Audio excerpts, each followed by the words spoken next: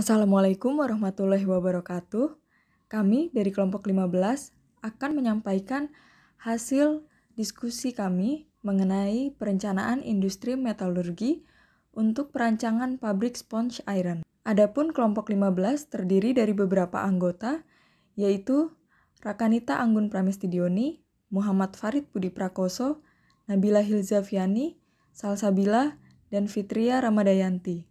Dari hasil diskusi kami mengenai perancangan untuk pabrik sponge iron, kami akan menyampaikan beberapa outline. Yang pertama yaitu profil perusahaan, kemudian yang kedua yaitu permintaan dan peramalan pasar, yang ketiga spesifikasi sponge iron, yang keempat diagram alir proses, yang kelima kesetimbangan material, yang keenam kesetimbangan energi, dan yang terakhir yaitu layout dari perusahaan ini sendiri. Baik, yang pertama kali akan kami sampaikan adalah mengenai profil perusahaan kami, di mana nama perusahaan kami adalah PT Albelina Sejahtera yang berlokasi di Longkana, Sulawesi Tengah. Lokasi ini dipilih berdasarkan kriteria-kriteria seperti yang pertama, bahan baku utama seperti biji besi, batu bara, dan dolomit tersedia di beberapa kabupaten yang berdekatan. Kemudian, lokasi ini dekat dengan sumber air sebagai penunjang utilitas produk. Kemudian, yang ketiga, tenaga kerja mudah diperoleh di sekitar lokasi pabrik dan daerah sekitarnya. Selain itu, frekuensi terjadinya bencana alam sangat kecil di daerah ini, dan transportasi bahan baku dan pemasaran produk mudah terjangkau dan terdistribusi. Nah, PT Albelina Sejahtera sendiri bergerak di bidang eksplorasi, penambangan, pengolahan biji besi, dan pembuatan pelet besi dengan hasil produk berupa besi spons. Selanjutnya, kami akan menyampaikan visi dan misi dari PT Albelina Sejahtera.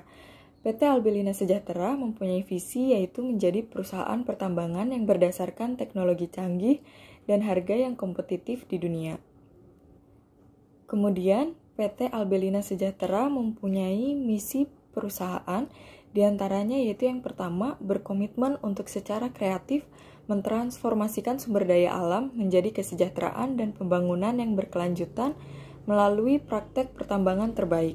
Kemudian yang kedua, memprioritaskan kesejahteraan dan ketentraman karyawan dan masyarakat, pengembangan SDM, serta keselamatan dan kesehatan kerja. Kemudian, PT Albelina Sejahtera juga mempunyai misi yaitu menjadi perusahaan yang ramah lingkungan. Selanjutnya, kami akan menyampaikan analisis trends, weakness, opportunities, and threat pada perusahaan kami. Di mana yang pertama mengenai analisis trends atau kekuatan. Di mana sumber daya dan cadangan biji besi yang besar, yaitu sekitar 4,919 miliar ton dan 2,151 miliar ton. Selain itu, laju peningkatan kebutuhan besi ditaksir mencapai 8% per tahun. Produksi biji besi pun meningkat 36,9% per tahun dan nilai tambah besi spons 5,2 kali biji besi. Selain itu, semakin berkembangnya teknologi pengolahan besi spons pada saat ini. Adapun analisis weakness pada perusahaan kami yaitu kualitas biji besi relatif rendah. Rata-rata kandungan Fe untuk besi primer sebesar 47,144% dan pasir besi sebesar 47,08% dan pada besi laterit sebesar 30,26%. Kemudian biaya produksi dan bahan baku dari luar negeri yang relatif mahal dikarenakan pajak bea cukai yang besar dan kurangnya penelitian dan perkembangan teknologi pengolahan. Adapun analisis opportunities atau peluang yang ada pada perusahaan kami yaitu industri hilir besi baja nasional berkembang rata-rata 3,97% per tahun dan tahun 2014 tercatat sebesar 11,3 juta ton dengan kebutuhan bahan baku 13,8 juta ton masih impor. Selain itu, pertumbuhan produksi peak iron dunia tumbuh 4,52% dan tahun 2014 mencapai 1,19 miliar ton. Adapun ancaman atau analisis threat yang terjadi pada perusahaan kami yaitu Semakin banyak industri pengolahan dan pemurnian biji besi di Asia, terutama di Cina, yang menguasai dunia hingga 61,54% dengan pertumbuhan 7,29%. Selain itu, adanya masuknya bahan baku impor yang terus meningkat dan pemanfaatan scrap yang terus meningkat. Permintaan dan peramalan pasar.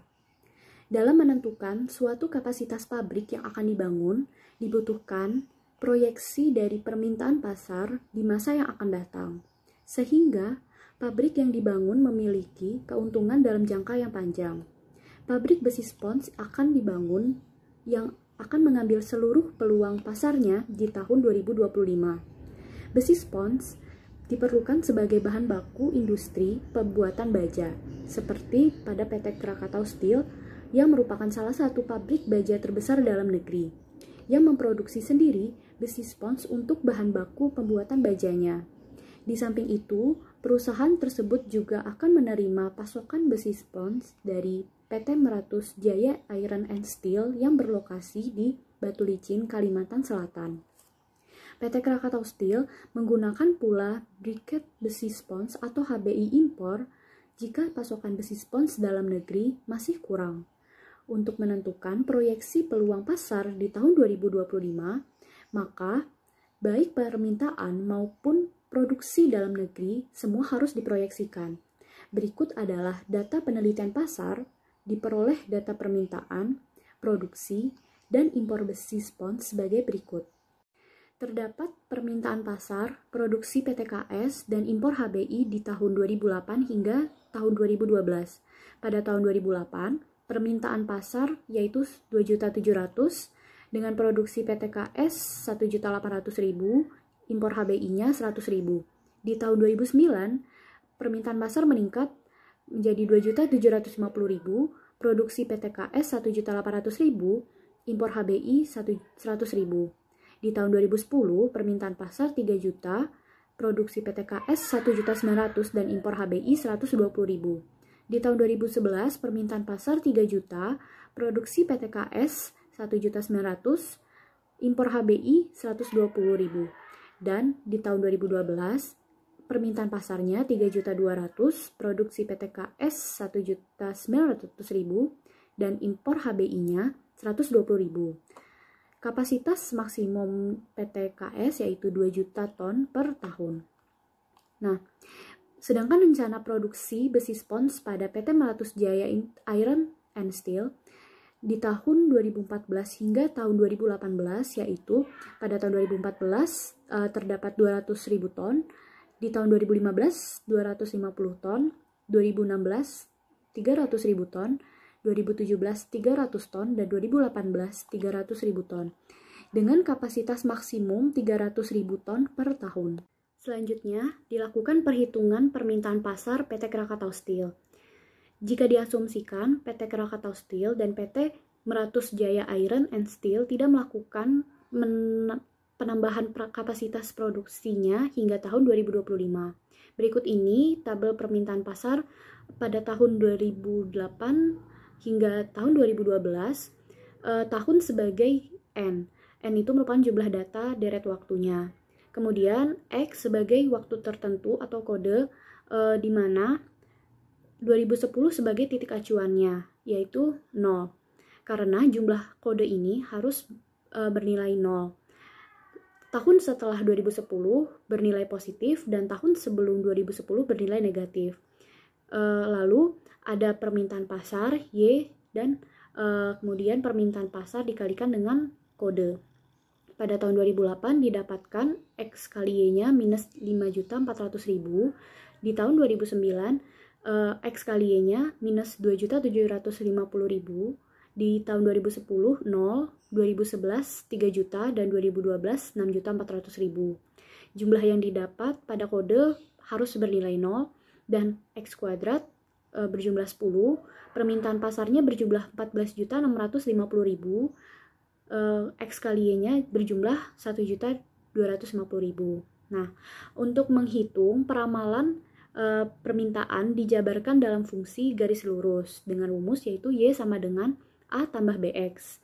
A itu sebagai rata-rata permintaan pada masa lalu, dan B itu sebagai koefisien perubahan tiap tahunnya. Yang X-nya itu untuk waktu tertentu yang di satuannya yaitu tahun. Nah, rumus dari A ini yaitu sigma Y per N. Sigma Y sebagai permintaan pasar dibagi dengan deret waktunya. B, rumusnya sigma XY dibagi sigma X kuadrat. Nilai A sama dengan 14.650.000 dibagi 5, maka didapatkan nilai 2.930.000. Dan B, 1.250.000 dibagi 10 didapatkan nilai 125.000. Nah, lalu kita dapat menginputnya ke persamaan, sehingga didapat peramalannya pasarnya yaitu Y sama dengan A tambah BX, Y sama dengan 2.930.000 ditambah 125.000X. Selanjutnya, dilakukan perhitungan produksi PT Krakatau Steel. Di tahun 2008, produksi PTKS yaitu 1.800.000 dengan nilai X kali Y-nya minus 3.600.000. Tahun 2009, produksi PTKS 1.800.000, nilai X kali Y-nya minus 1.800.000. Tahun 2010, produksi PTKS meningkat 1.900.000, X kali Y-nya 0. 2011, produksi 1.900.000 dengan X kali Y-nya 1.900.000, dan tahun 2012 produksi 1.900.000, X kali Y-nya 3.800.000. Total produksi PTKS yaitu 9.300.000 dengan total X kali Y-nya 300.000. Kemudian dilakukan perhitungan rata-rata permintaan pada masa lalu, yaitu A sama dengan 9.300.000 dibagi 5 sama dengan 1.860.000, dan B atau koefisien perubahan setiap tahunnya sama dengan 300.000 dibagi 10 sama dengan 30.000, dan didapatkan persamaan forecasting untuk produksi PTKS yaitu 1.860.000 ditambah 30.000X. Perhitungan impor HBI PT Krakatau Steel. Di tahun 2008, impor HBI-nya 100.000, nilai X kali Y-nya yaitu minus 200.000.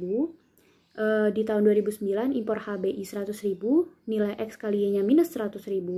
Di tahun 2010, impor HBI 120.000 dengan X kali Y-nya 0. Di tahun 2011, nilai impor HBI dan nilai X kali Y-nya sama 120.000, dan di tahun 2012, impor HBI 120.000 dan X kali Y-nya bernilai 240.000.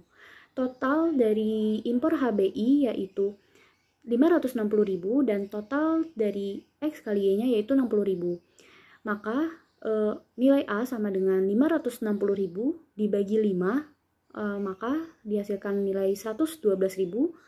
B sama dengan 60.000 dibagi 10, didapatkan 6.000. Persamaan forecasting pada impor HBI PTKS yaitu 112.000 ditambah 6.000X. Setelah diketahui perhitungan permintaan pasar, produksi PTKS, dan impor HBI, maka dilakukan peramalan pasar hingga tahun 2025. Nah, sebelumnya sudah diketahui permintaan pasar dari tahun 2008 hingga tahun 2012. Untuk mengetahui permintaan pasar hingga tahun 2025, maka harus diketahui deret waktu atau kode dari tahun 2013 hingga tahun 2025, di mana kode di tahun 2013 yaitu plus 3, 2014 plus 4, hingga tahun 2025 yaitu plus 15.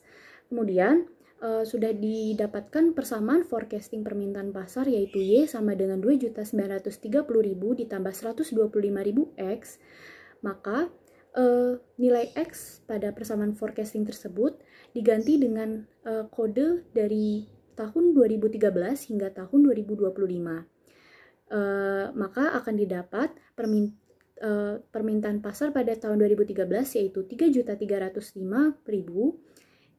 pada tahun 2014 permintaan pasar 3.430.000, hingga tahun 2025 permintaan pasarnya yaitu 4.805.000. Kemudian pada produksi PTKS, persamaan forecastingnya yaitu Y sama dengan 1.860.000 ditambah 30.000 X. Caranya sama seperti permintaan pasar tadi, tinggal mengganti X-nya terhadap kode X-nya. Kemudian didapatkan produksi PTKS di tahun 2013 yaitu 1.950.000 ton. Lalu 2014 didapat 1.980.000 ton hingga di tahun 2025 didapat produksi PTKS 2.310.000 ton. Kemudian di impor HBI, persamaan forecastingnya yaitu Y sama dengan 112.000 ditambah 6.000 X, didapat di tahun 2013 impor HBI 130.000 hingga di tahun 2025 impor HBI yaitu 202.000 ton.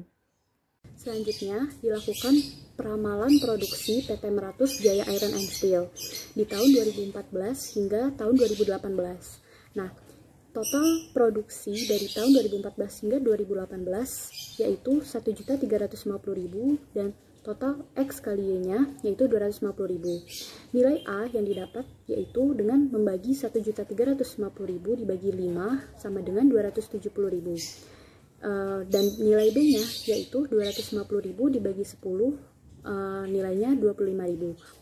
Maka didapat persamaan forecasting produksi yaitu Y sama dengan 270.000 ditambah 25.000 X.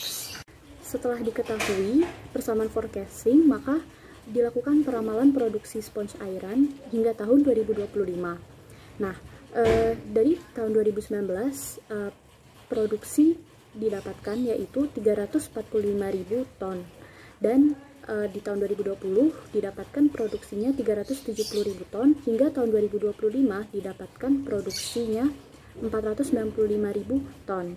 Setelah diketahui permintaan pasar, produksi PTKS dan impor HBI dan juga diketahui perencanaan produksi PT Meratus Jaya Iron and Steel, maka dapat dilakukan perhitungan peluang pasar produksi sponge iron. Rumus dari peluang pasar yaitu pasar potensial dikurang dengan penjualan industri. Nah, untuk menghitung pasar potensial, yaitu pasar potensial sama dengan permintaan dari pasar pada PTKS. Didapatkan seperti pada tabel nilainya. Dan kemudian untuk perhitungan pasar industri, rumusnya yaitu SI ditambah P ditambah I dikurang E tambah ST. Karena nilai SI, E, dan ST tidak ada, maka rumus pasar industri yaitu produksi nasional ditambah impor dengan produksi nasional sama dengan produksi PTKS ditambah produksi PT Meratus Jaya Iron and Steel. Kemudian didapat penjualan industri dari tahun 2014 hingga tahun 2025. Di tahun 2025 penjualan industri yaitu 2.502.000 ton.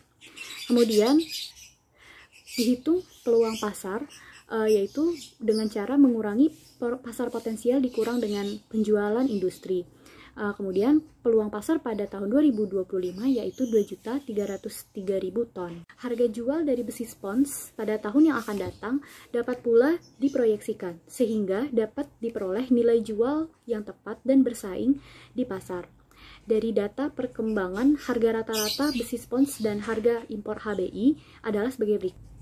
Pada tahun 2008 nilainya 615 USD per ton, tahun 2019 618 USD per ton, 2010 615 USD per ton, dan 2011 618 USD per ton, dan di tahun 2012 625 USD per ton. Maka proyeksi harga besi spons adalah pada tahun 2008 hingga tahun 2012 total harga atau Y yaitu 3091 dan total penjumlahan X dikali Y yaitu 20 sehingga didapatkan nilai A yaitu 3091 dibagi 5 sama dengan 618,2 dan nilai B yaitu 20 dibagi 10 sama dengan 2. Maka persamaan forecastingnya yaitu A ditambah B X sama dengan 618,2 ditambah 2X. Dari perhitungan persamaan forecasting tersebut, maka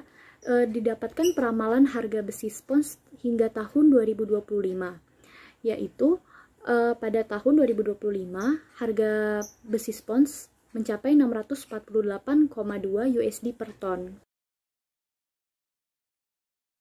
Selanjutnya ada spesifikasi spong iron, di mana perusahaan ini memiliki spesifikasi spong iron sebagai berikut.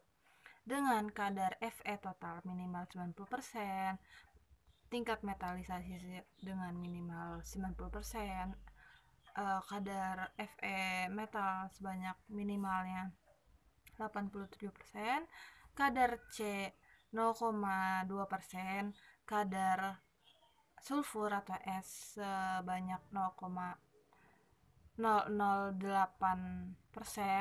kadar P atau fosfor sebanyak 0,012%, dan juga gaung G atau pengotor lainnya sebanyak 1,6%.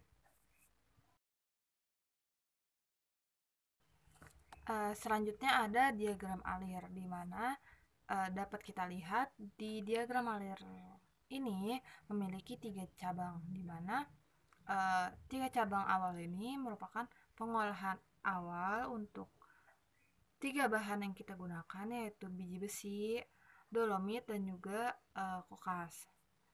Di mana untuk bagian tengah itu merupakan pengolahan awal biji besi, dan di sebelah kiri yang diawali dengan G102 itu untuk pengolahan awal dolomit, sedangkan yang sebelah kanan atau G103 itu untuk pengolahan awal kokas. Dimana untuk pengolahan awal biji besi ini diawali dengan penambangan di tambang, kemudian dilanjutkan dengan reduksi ukuran menggunakan impact crusher, dan dilanjutkan dengan setelah di impact crusher tersebut dilanjutkan ke gudang untuk disimpan. Sementara kemudian diproses lagi, direduksi ukurannya lagi menggunakan jauh crusher. Setelah di jauh crusher dilanjutkan masuk ke vibrator screen, di mana vibrator screen ini dia akan memisahkan partikel atau biji besi yang sudah berukuran sesuai ketentuan proses selanjutnya dan juga yang besar. Jadi biji besi yang ukurannya lebih kecil atau sudah sesuai untuk proses selanjutnya bisa dilanjutkan ke dry dryer, sedangkan biji besi yang ukurannya masih terlalu besar akan dikembalikan lagi ke si jauh crusher ini untuk direduksi kembali. Kemudian masuk ke dry dryer atau TD, di mana singkatannya TD, di mana di TD ini dia akan dilakukan pemanasan atau peningkatan suhu awal si biji besinya sebelum masuk ke blast furnace, di mana pemanasan awal ini memanfaatkan udara panas dari hasil keluaran si blast furnace. Kemudian dari dry dryer baru masuk ke feed bin untuk ditampung sementara sebelum masuk ke blast furnace. Untuk dolomit dan juga kokas memiliki proses yang sama, tetapi hanya jalur yang berbeda. Jadi kedua bahan ini dari gudang nantinya akan masuk ke jauh crusher untuk direduksi ukurannya. Kemudian dari jauh crusher ini dia akan masuk ke cone crusher untuk direduksi kembali ukurannya. Barulah dari cone crusher ini dia akan masuk ke vibrator screen dan dipisahkan sesuai ukurannya, di mana yang besar akan masuk ke cone crusher lagi, sedangkan yang ukurannya sudah sesuai akan masuk ke penampungan sementara atau feed bin sebelum dimasukkan ke blast furnace. Untuk blast furnace-nya sendiri kan diperlukan udara panas, di mana udara panas ini nanti akan dipanaskan pada stove atau SV, dipanaskan kemudian dilanjutkan ke TB atau turbo blower baru masuk ke blast furnace. Jadi dari masing-masing feed bin akan masuk ke blast furnace, kemudian ditiupkan udara panas dari si turbo blower yang sudah dipanaskan pada stove untuk dapat dilakukan proses reduksi biji besi di dalam blast furnace tersebut. Barulah nanti dari blast furnace-nya akan dihasilkan biji besi dihasilkan spong iron, di mana spong iron ini nanti akan dilanjutkan ke rotary cooler untuk didinginkan, kemudian dilanjutkan ke magnetic separator untuk dipisahkan mana yang bersifat magnetik, mana yang bersifat non magnetik. Dan dari blast furnace ini nanti kan ada udara keluaran yang nantinya akan dimanfaatkan pada dry dryer. Kemudian di dry dryer ini, setelah udara keluaran blast furnace sudah dimanfaatkan, dia akan disalurkan ke dust collector, di mana dust collector ini nanti akan memisahkan mana yang udara, mana yang debu, di mana si debu hasil yang dibawa oleh gas ini nanti akan masuk ke silo, sedangkan udaranya akan masuk ke stak.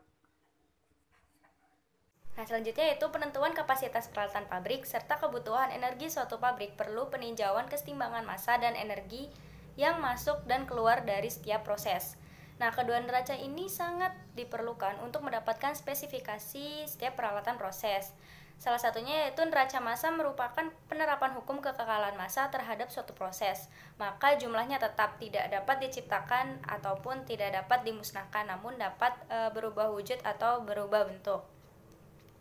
Nah, perhitungan neraca massa untuk perancangan pabrik sponge iron atau FA ini dilakukan dengan metode alir maju, yaitu dilakukan dengan mengambil basis per jam.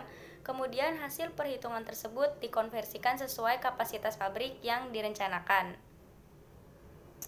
Selanjutnya yaitu kapasitas produksi dari perusahaan kami, yaitu memproduksi sponge iron 250.000 ton per tahun dengan kapasitas produksi dalam 1 jamnya yaitu 31.565,6566 kg per jam dengan waktu operasinya 330 hari per tahun dan 24 jam per harinya dengan satuan perhitungan kilogram per jam. Selanjutnya, dengan menebak laju massa awal yang kemudian dioptimasi menggunakan aplikasi solver pada Microsoft Excel, maka didapatkan kebutuhan bahan baku untuk biji besi yaitu 47.765,6693 kg per jam, dan dolomit 1.262,6260 kg per jam, dan kokas 20.745,6703 kg per jam, dengan komponen dan persentase yang dapat dilihat pada slide. Pertama kali akan kita hitung neraca massanya yaitu pada jaw crusher dan vibrator screen untuk biji besi. Nah, dapat kita lihat pada slide bahwa feed yang masuk ke dalam jaw crusher ini merupakan F2 dan F5. F5 merupakan hasil oversize dari vibrator screen. Nah, F2-nya ini didapatkan 67.765,6693 kg per jam, dan F5-nya yaitu sebesar 14.329,7008 kg per jam. Nah, untuk vibrator screen itu sendiri, dia memiliki satu feed yaitu F3, hasil output dari jaw crusher yaitu sebesar 33.435,9685 kg per jam, dan ini merupakan undersize yang menjadi output dari vibrator screen yaitu F4 sama dengan 28.659,4015 kg per jam dengan menggunakan persamaan F4 sama dengan F2 tambah F5 dikurangi F3. Nah, untuk memperhitungkan neraca massa dari vibrator screen biji besi ini digunakan metode Gauss-Seidel. Nah, dengan nilai tebakan awal sebagaimana yang telah disebutkan, perhitungan ini dihitung dengan menggunakan Microsoft Excel. Perhitungan terselesaikan dan menuju ke suatu nilai yang mendekati konvergen, di mana nilai ini berada di iterasi yang setelah iterasi ke-17. Nah, dapat kita lihat bahwa di iterasi 18, 19, dan 20, F2, F5, dan F3 serta F4 itu sudah sama, maka bisa dibilang itu dia mendekati konvergen. Itu kita menghitung neraca massa dari compressor dan vibrator screen untuk dolomit. Nah, bisa kita lihat pada slide bahwa feed dari compressor di sini yaitu F7 ya, dan F10 hasil dari oversize vibrator screen yang harus dihancurkan kembali di compressor. Nah, F7 ini besarnya seberat 1.262,626 kg per jam, dan untuk F10-nya yaitu sebesar 278,7879 kg per jam. Nah, untuk vibrator screen ini sendiri dia memiliki input yaitu F8 sebesar 883,8383 kg per jam, dan untuk outputnya ini yaitu F9 dengan menggunakan persamaan F7 plus F10 dikurangi F8 sama dengan 2757,5758 kg per jam. Nah, untuk hasil perhitungan raca massa pada vibrator screen ini masih menggunakan metode Gauss-Seidel yang dapat dihitung menggunakan Microsoft Excel. Nah, perhitungan terselesaikan dan menuju ke suatu nilai yang mendekati konvergen ini setelah iterasi ke-14. Nah, bisa kita lihat di tabel berikut. Ini merupakan iterasi 15 sampai dengan 20 di mana ia tidak terdapat perbedaan kembali dari masing-masing iterasi sehingga dianggap nilainya itu konvergen. Yang selanjutnya yaitu kita memperhitungkan raca massa dari kontraser dan vibrator screen untuk kokas. Nah, untuk kontraser 103 ini inputnya yaitu berupa F12. Nah, F12 dan F15 hasil dari oversize vibrator screen. F12-nya ini yaitu sebesar 20.745,670 kg per jam. Dan oversize-nya yaitu sebesar, atau F5-nya itu sebesar 6.223,7010 kg per jam. Serta untuk vibrator screen-nya itu sendiri dia memiliki input F13 yaitu hasil output dari kompresor sebesar 14.521,9690 kg per jam, dan menjadi output F14 yang dapat dihitung dengan menggunakan persamaan F14 sama dengan F12 ditambah F15 dikurangi F13 yang didapatkan hasil yaitu sebesar 12.447,4022 kg per jam. Nah, untuk hasil perhitungan dari vibrator screen kita masih menggunakan metode Gauss-Seidel yang bisa dihitung menggunakan Microsoft Excel. Nah, perhitungan terselesaikan dan menuju ke suatu nilai yang mendekati konvergen setelah iterasi yang ke-18. Bisa kita lihat di tabel berikut, yaitu iterasi 19 dan 20 dia tidak mengalami perubahan. Sehingga F9, F12, F10 serta F11 mendekati konvergen. Selanjutnya yaitu kita akan memperhitungkan raca massa dari turbo blower. Nah, turbo blower ini berfungsi untuk menghisap udara dari alam yang akan dihembuskan ke dalam stove. Di udara dari alam memiliki persentase 71% N2 dan 29% O2, sehingga input dari turbo blower ini sebesar 215.225,96 kg per jam dengan outputnya yaitu terbagi menjadi dua, yaitu F17 dan F22, yaitu sebesar 107.612,98 kg per jam, serta F22 nya masih sama yaitu dengan F17 sebesar 107.612,98 kg per jam. Setelah dari turbo blower, udara akan dihembuskan ke dalam stove yang berfungsi untuk memanaskan udara sebelum masuk ke dalam reaktor blast furnace. Nah, bisa kita lihat alur raca massa pada stove di slide. Inputnya merupakan F13 dan outputnya merupakan F16, di mana komponennya itu masih sama dari udara luar yaitu sebesar 71% N2 dengan 29% O2, sehingga didapatkan F13 itu sebesar 107.612,98 kg per jam dan outputnya yaitu sebesar 107.612,98 kg per jam.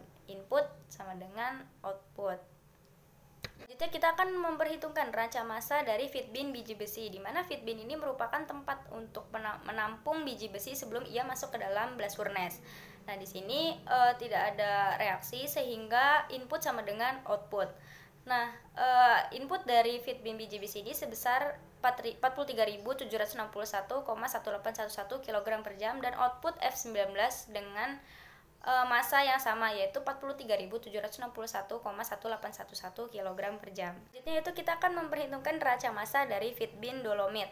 Nah, masih sama dengan feed bin biji besi yaitu input sama dengan outputnya karena ia tidak ada reaksi di dalam feed bin.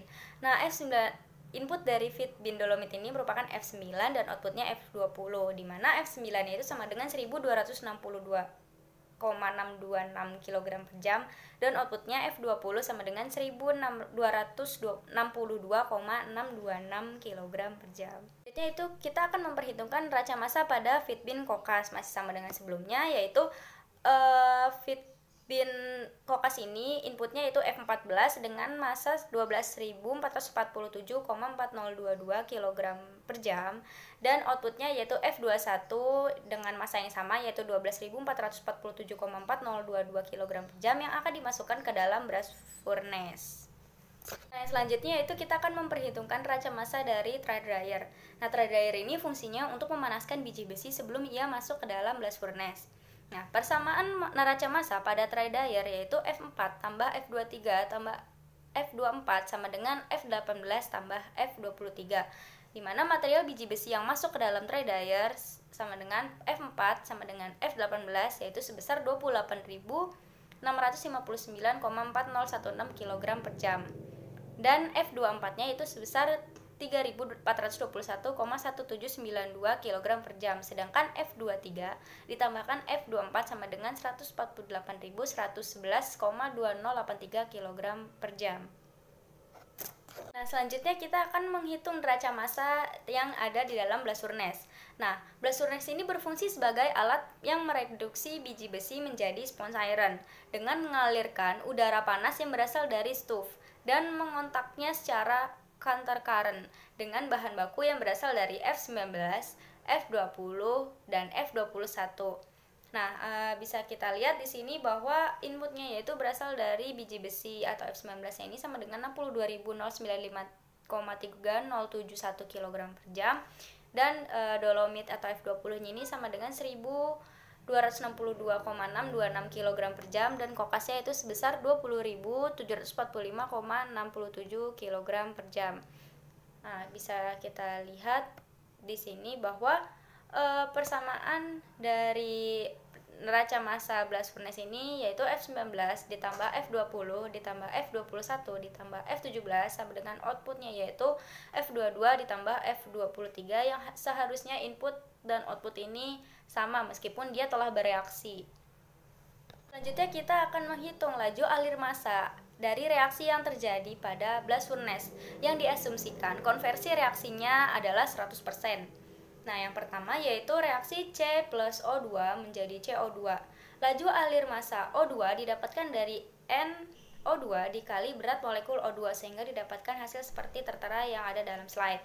Lalu, laju alir massa CO2 didapatkan dari berat NCO2 dikali dengan berat molekul CO2 didapatkan Celsius seperti slide, dan untuk yang seterusnya juga sama. Jadi, berat suatu unsur dikali dengan berat molekul unsur tersebut atau senyawa tersebut sehingga didapatkan laju alir massa seperti yang tertera pada slide dari reaksi 1 sampai dengan 6.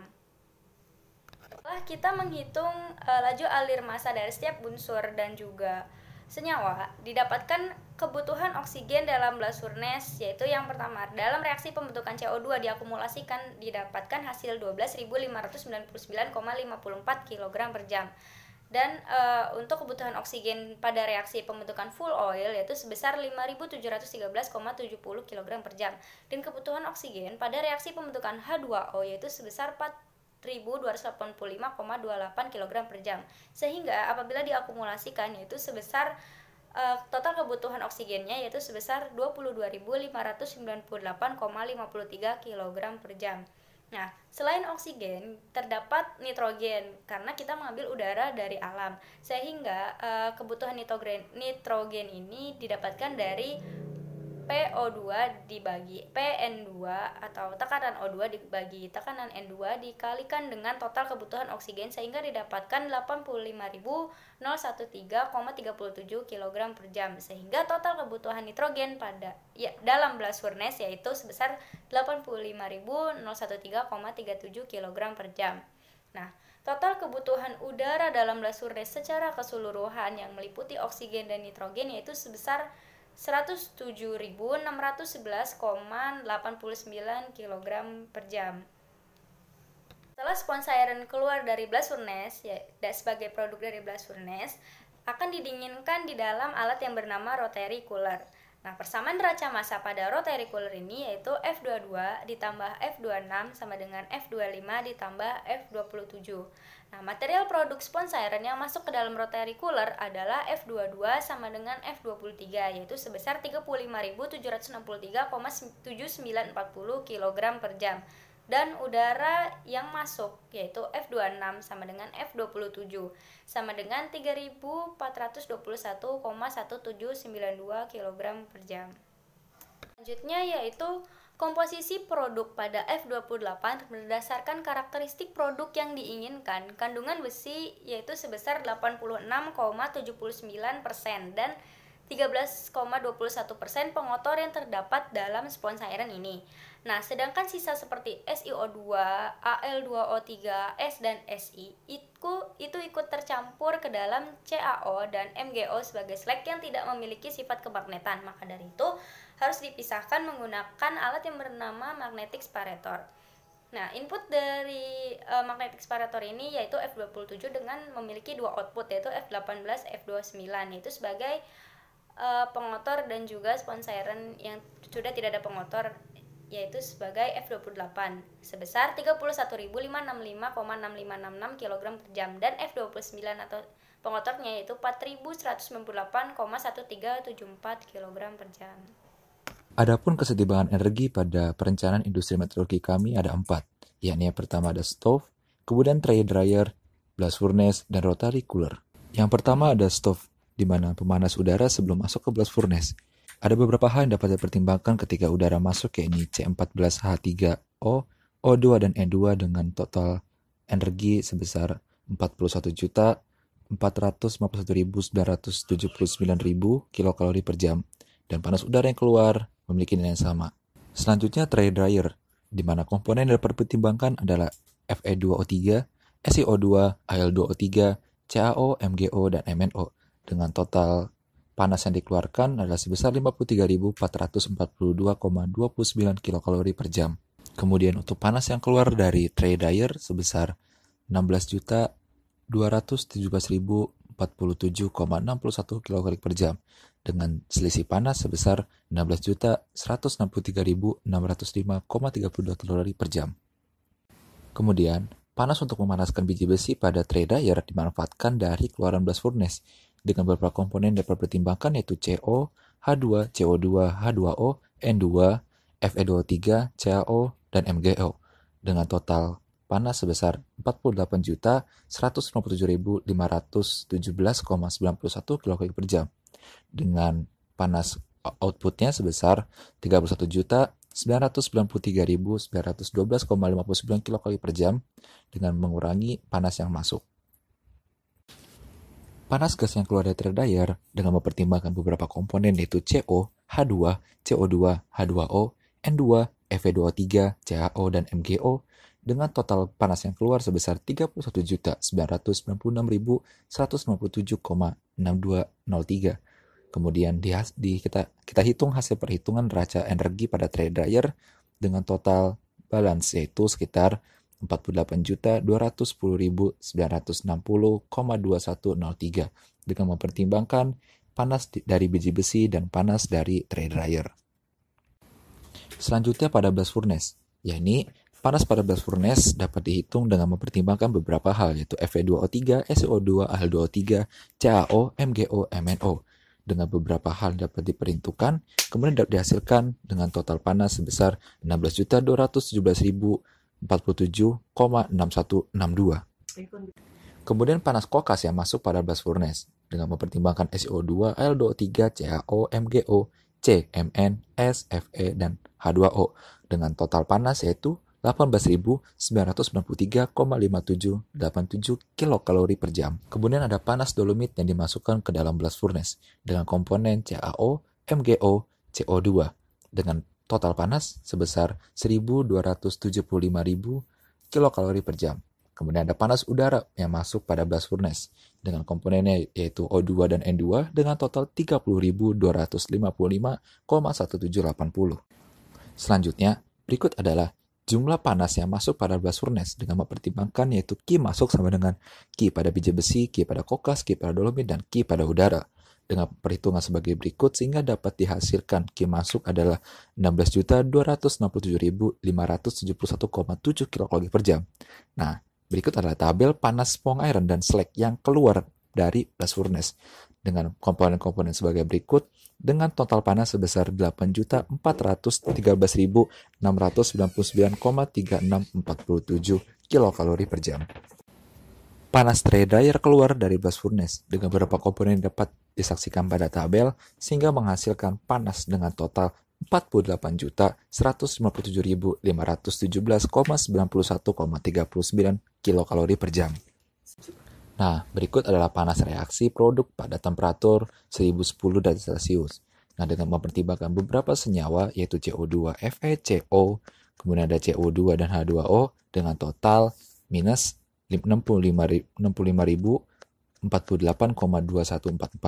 Kemudian jumlah panas yang keluar pada blast furnace dapat kita hitung, yaitu Q keluar sama dengan Q pada sponge iron plus Q pada tray dryer dan Q pada reaksi dengan total sebesar 56.506.169,063 kcal per jam. Jadi, panas recovery pada blast furnace yaitu tinggal kita eliminasi dari Q masuk dikurang Q keluar dengan hasil yaitu minus 40.238.597,37 kilokalori per jam. Berikut adalah hasil perhitungan raca energi pada blast furnace. Pada sebelah kiri ada energi masuk dan ada energi keluar dengan total sama yaitu 16.289.571,6943 dengan energi masuk yaitu biji besi, dolomit, kokas, dan udara, sedangkan untuk keluar adalah tray dryer, reaksi, dan recovery. Selanjutnya ada panas yang masuk melalui rotary cooler dengan beberapa komponen yaitu SiO2, L2O3, CaO, MgO, Mn, SSI, Fe dengan alur sebagai berikut sehingga dihasilkan panas masuk dengan total sebesar 8.627.245,0338 kilokalori per jam. Selanjutnya panas produk yang keluar dari rotary cooler dengan komponen yang sama dengan jumlah sebesar 4.072.124,7225 kilokalori per jam. Nah, ini adalah kebutuhan udara pada rotary cooler dengan mempertimbangkan Q masuk dikurangi dengan Q keluar dengan total 4.555.120,3114 kcal per jam, di mana T referensi sebesar 25 derajat, T input 30 derajat, T outputnya adalah 80 derajat Celcius. Nah, dari kapasitas data berikut yang kami peroleh dari Giancopolis CJ 1997 diperoleh data H udara sebesar 50,166 kilokalori per kilogram.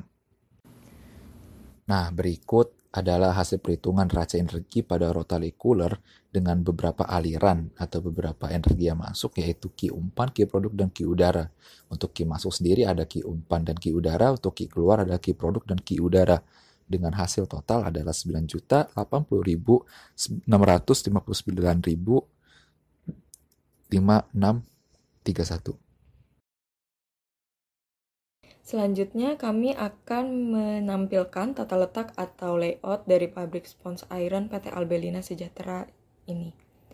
Nah, yang pertama bisa dilihat di dekat dengan pintu masuk akan ada kantor satpam, kemudian di sebelah kiri dari pintu masuk itu sendiri akan ada bank yang bersebelahan dengan taman. Adapun di bagian kanan, jika kita melihat pada layout ini, akan ada area hijau yang cukup luas.